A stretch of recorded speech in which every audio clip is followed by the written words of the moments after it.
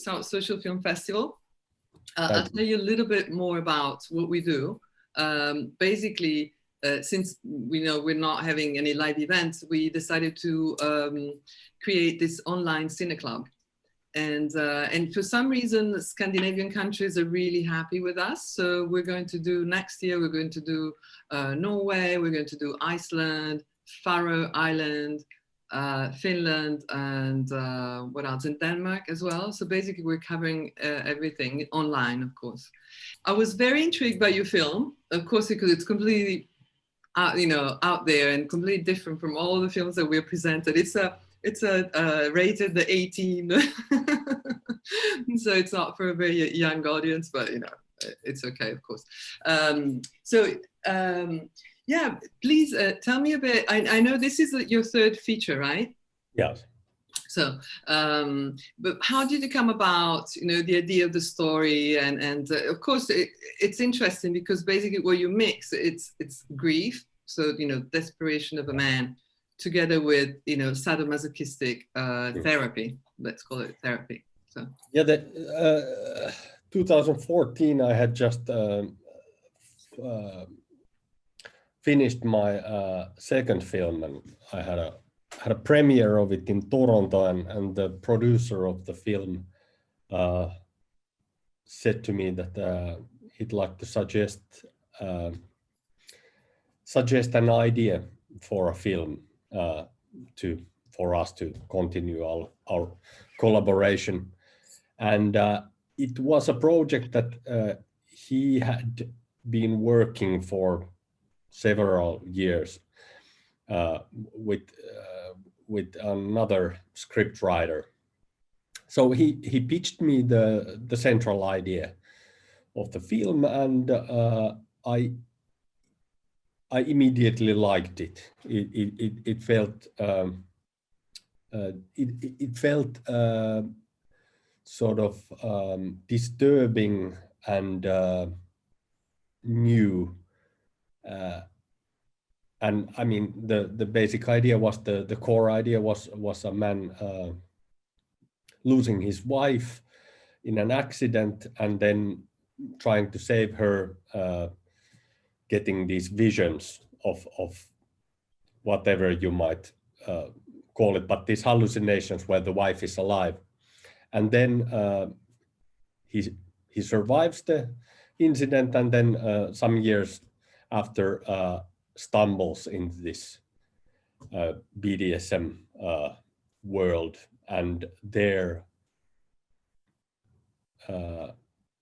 goes into these asphyxiation sessions and starts to see his wife again in these visions. And I thought that there was something sort of new in a way that it handled the theme of grief and in a way that was surprising, and there was something with the sort of I sensed this immediate relief that there was not this kind of, that with this concept there would not be a possible of this kind of certain obvious sacred atmosphere, or this kind of sacred masochistic man, but it was more of a bad taste, this kind of refreshing bad taste that was apparent to the idea. But then I started working from the idea. The script that was available was not. It was not something that I could work with. The view of the world and view of humanity was so foreign to me. But fortunately, the script writer was kind of generous enough after all these years to sort of give the idea forward, and I could start working on a script and characters of my own. Okay, yeah. No, it's really interesting because, you know, I feel in a way, because I know you're an illustrator and also you were a graphic designer, in a way I feel that the way you compose the scenes, by the way, the photography is excellent, really. I was really impressed from the first 5 minutes. I said, this is a great photography, you know, it's so detailed, so clear, so, you know, but also the fact that sometimes during this BDS scenes, you know, there's like a comic strip feel to it. You know, the way you know, just framing the scenes and the characters and everything, it just looks a bit like this. And that's why I feel that it's not really heavy. I mean, it's not really like, you know, you're not feeling the weight of the drama or the ongoing scene, because, you know, you feel that you kind of detach anyway. I mean, you're looking and, you know, it's just, it's got a little bit of black humor in it through the whole film. Is that the what you wanted to achieve? Well, I think, I mean, it's with this film, if I had a really sort of precise plan for it. We had this kind of unfortunate accident with the financing of the film, or with the budget of the film. It was miscounted horribly, and we found out about the mistake 2 months before the shoot. So all the plans that we had made went pretty much to the trash bin, and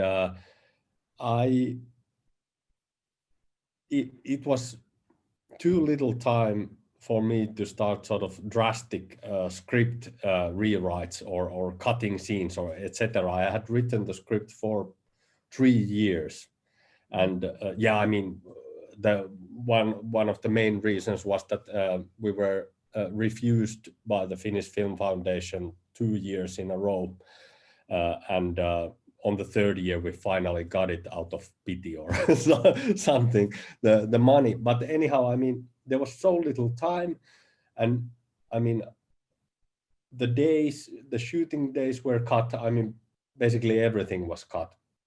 So I knew that I need to have a really good plan in order to sort of survive the days, and try to make the film as economic as possible in its I mean, I wasn't going to do this kind of Roy Anderson or Charles Chaplin type of one shot scenes, but that was kind of the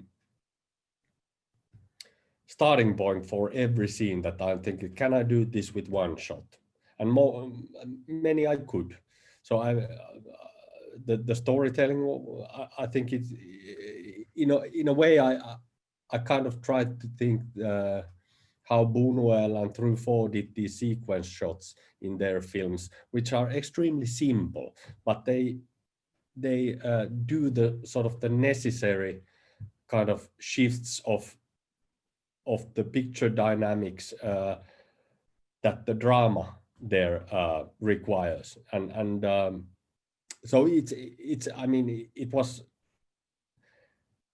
storyboarded. Every shot was storyboarded very precisely, and we had one lens only while we were shooting the film, so that was another kind of test for me, how to tell this story with one lens, and most of the time we had only most of the film has just this one aperture, which is kind of the full aperture of the Cooke anamorphic lens, which means that if you go into a close-up, the whole background will and focus on the close-up, the whole background will change into this kind of mush. And so yeah, that's it. But it's I think what I aimed with the kind of with the tone was to have a certain lightness to the whole film. And I was thinking maybe halfway through the script writing process, I realized that I mean, the script wasn't really working. It wasn't good, and it felt heavy, and it felt hopeless in a not uninteresting way. And then I started adding a little bit of humor in it, and little by little it sort of revealed that this is the direction where the whole film should go. So I took this idea of a romantic comedy and tried to see it from that point of view, the whole thing. Yeah, well, it is a romantic comedy because really, it's actually, very weird, very bizarre in a way, but there is definitely chemistry and attraction between the two, the couple.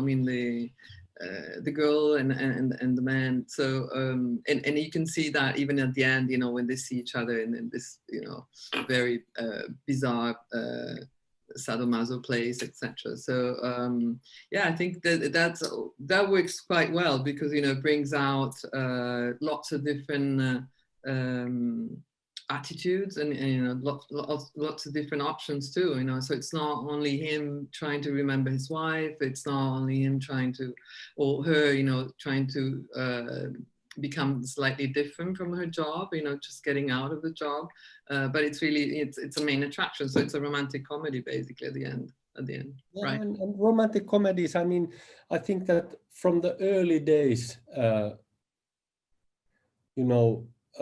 from the early days of, Preston Sturges and Howard Hawks, etc., Lubitsch and Wilder, there are these tropes that are extremely dark, and and I think that they were sort of suitable for and if you think about what is the Sleepless in Seattle, they are filled with these stalker characters, and this kind of stalking and this kind of forcing the other person unwillingly falling in love, and then in the end it's of course it's kind of happiness and perfection, etc.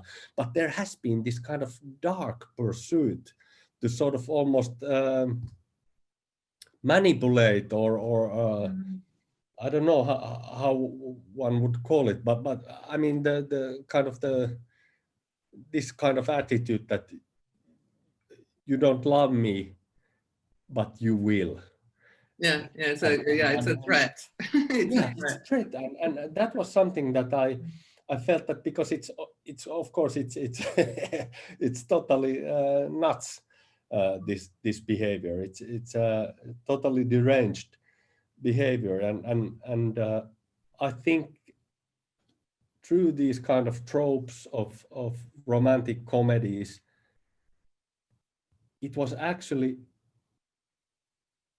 it was great way in a sort of in a way that we know how these go, to actually tell that this guy is losing his mind, and that's why he's doing that thing. That's basically it. Yeah, and then when you mentioned Wilder and Lubitsch, etc., it's always a dark lady in their films, and basically you updated the version of the dark lady version, to our days. A dark lady wouldn't be just a normal person going around, but it would be probably working as a BDS or other kind of just just a private club, a kind of games. So it's interesting this, that it's true. As I said, it really, the tropes are there, and but they're just updated. They're just it's 2020 or 2019 when the film was shot. So how was working with the actor? Was it easy to find the actors? Did you work with them before? How was the? I hadn't worked with either one of them, and but I had seen many of the films that they had acted. So their work was familiar to me, and I kind of knew what they can do. And our collaboration, it took a while for Krista Kosonen, who was playing the dominatrix, to say yes. she was waiting a Hollywood role at the same time, so we were kind of the option B. But fortunately, she didn't get the role, so we got Krista, which, I mean, Finland is a small country. The sort of amount of talent, there are not very many actresses who sort of meet the kind of demands that are for the role. So I felt quite early on that Krista is the only one who can play this role. And Pekka I had seen in this Tom of Finland film, which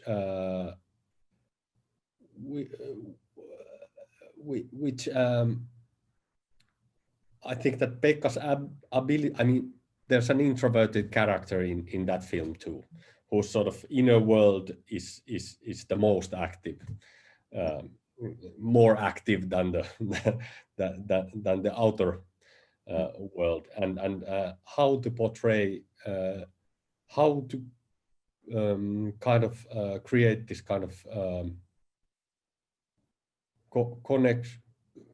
connection or contact of with thoughts with the audience, and he did this very well, and I felt that these are the kind of attributes that the actor who will play the role should have.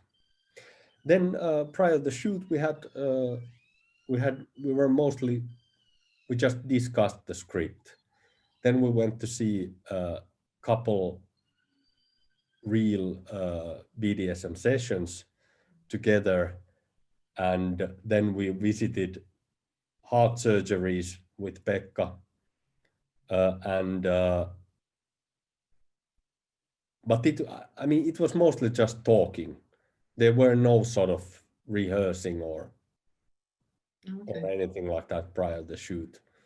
And with Krista, it was the meeting the dominatrix, seeing the BDSM sessions, and then the costume fittings, which I think that are an extremely important phase of at least from director's point of view to find the character. Yes, absolutely. No, I thought they were just beautiful, the costumes, in just in a very mesmerizing way. I was just looking at all the different details, and so that's why I thought it was very, in that way, it was very graphic, to show exactly all the different things. But just going back to what you said about the public financing. So, but they didn't like the story. I mean, it didn't really appeal to the film foundation in Finland. The story. I don't know. I mean, what happened there? It was we went to the first meeting with this person who is not anymore working there, and she hadn't read the script. She had 2 months to read the script before our first meeting, and she hadn't read it. So I mean, 2 years in a row, she refused the script, and I've worked with it all the time, so there was really no reason. I mean, I had won with my previous film. I had won this our sort of national film award, this Jussi award, and she came to congratulate me then, and said to me that now your financing will get easy. And I knew immediately that now I'm fucked. So I don't know. It was a crazy lady who. I was just wondering if it was also the theme, because it maybe in Finland, mainstream films or publicly funded are just slightly more, just popular things that everybody can see. So your film in particular, it's kind of dark, rated 18 plus here in the UK. So that's, I was just wondering. Yeah, I mean, it's I mean, basically for the Finnish Film Fund, there is, they are supposed to also, they are supposed to have this kind of heterogeneous bunch of films that they are financing. So everything from, you know, almost from video art into these kind of big mainstream films. Or big, I mean, we are talking about Finnish films, but I think, I mean, the sort of the mainstream of Finnish films that are financed, it's kind of middle of the road films. Everything is sort of everything is sort of safe.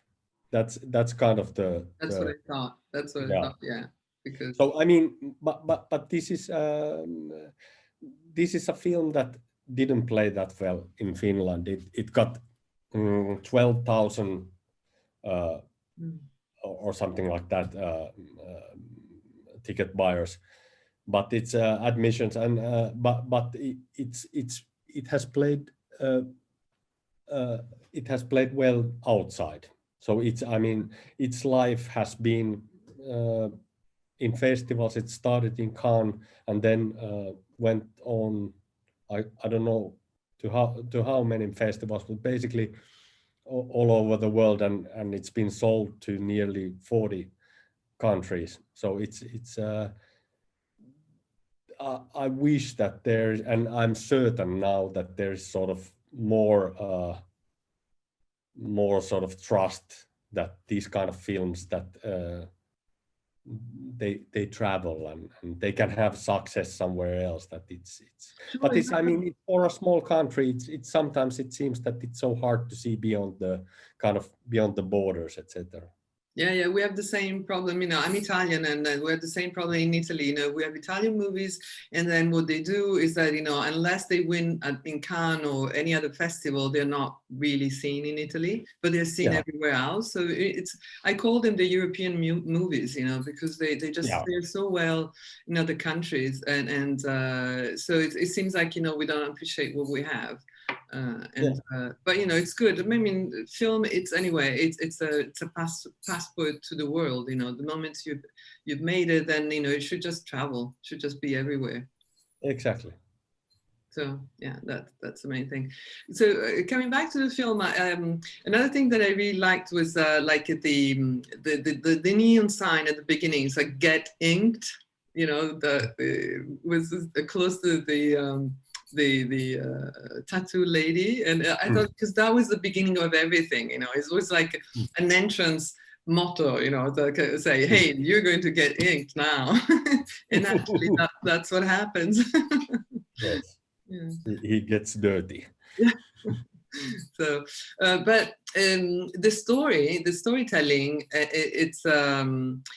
it's deeply affecting on so many different levels, because the guy, when the main lead starts, you know, he looks like I mean, well, beside the very beginning, which, you know, is like, it's a happy family, the wife, the child and everything, and then everything just falls apart, you know, he loses his wife, and then he becomes somewhat very like a robot-like. I mean, he's still a surgeon, he's still, you know, working, but it just has no kind of feelings, no, nothing is coming out. You know, his face is always black.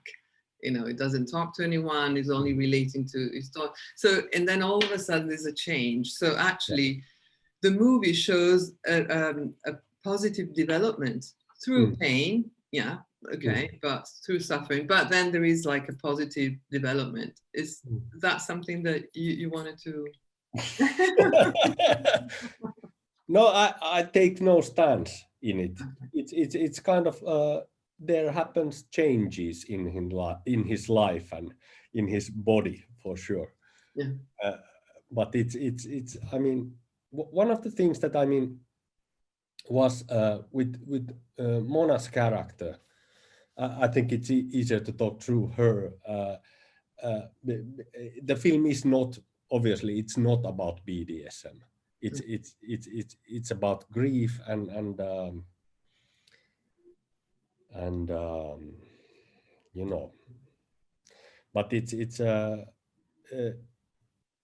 I think that the people will read a lot about the BDSM through Mona, and I was very sort of careful what kind of message do I attach to Mona's character, because I mean, I think that the sort of the obvious move would have been to psychologize her behavior, but in a sense, when I thought about this, that that why should I psychologize it? First of all, I have no sort of clear sort of generalization in my head to make of the people who are in the BDSM scene or the BDSM itself. Well, maybe I have a tiny generalization of the BDSM, but the people.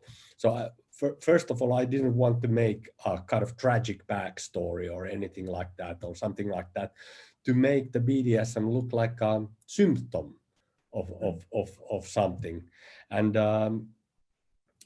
I think it's bothering people a lot, because they cannot read these things that they these answers that they want from Mona's character. Why all this curious behavior?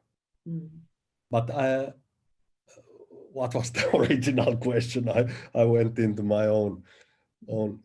No, just say if you were looking for this positive development, you know, even as I said, you know, BDS was a therapy, could have been another thing, could have been traveling, could have been going to a psychoanalyst, could have been anything, but, you know, he chose that because in a way that reminded him of his wife, of, you know, all the ordeal he went through. So, I mean, it just, you know, for each one of us, it's a different way. But it's kind of that if I try to avoid taking any kind of moral stance with the thing that is it good or is it bad or anything like that, and it's kind of, I just think it from you know, an interesting, what is interesting in a film, it's kind of, you have to have the kind of thing that sets things in the people in motion, and whether it's a retired bank robber who goes into a small town and then there is a new bank is started there, or whatever, and it's just one could see it only as a device to watch people Unbreakable, act, it's true. No, that's a good explanation. There are lots of them, but, you know, this is a good one, definitely. Yeah, totally. Tell me a bit more about your project, your next film. I know that we're working on a new film, right? Yeah. I mean, we are still financing it, so it's still early days to talk about it.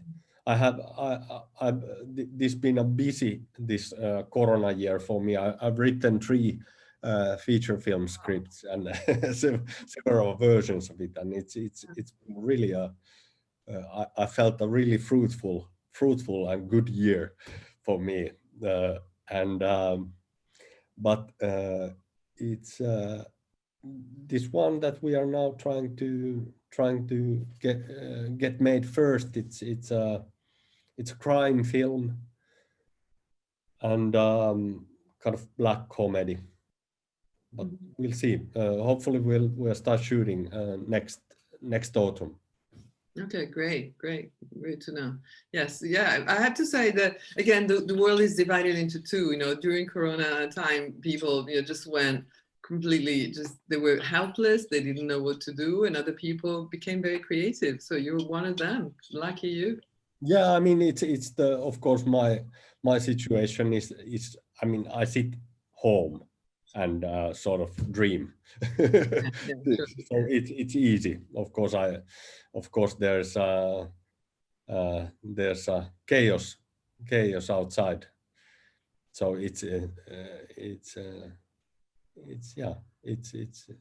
yeah, you could Yeah. say that it's Yeah, lucky me. for creative people, you know, for us that we work on laptops and, you know, digital, everything. I mean, not everything, but, you know, most of the time it's easy. For the festival, you know, we just, during the first lockdown, we just went online and we did like 15 different events, you know, in just a very few months, from April to July. So yeah, if you can, I mean, if you're allowed to, and you kind of work is possible online, then yeah, it was very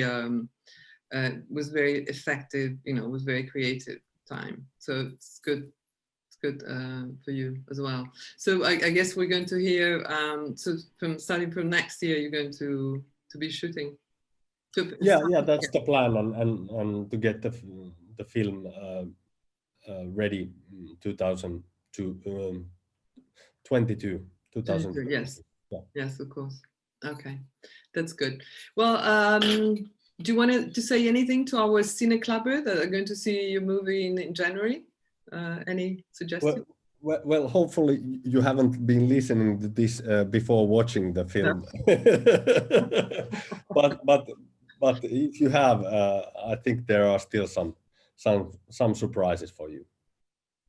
Thank you so much for your time today. It was really lovely to meet you, and I'm sure that you will be coming to London sometime. I hope so. I really loved it. I mean, the best screening I've had with this film was in London, in Prince Charles Cinema, and it was a great evening there. So I'm really looking forward. Well, thank you again, and well, just keep safe, and I'm sure that I'll be in touch to send you all the debate after the movie. Okay. Thank you very much. Thank Thank you for showing Bye that. now. Bye.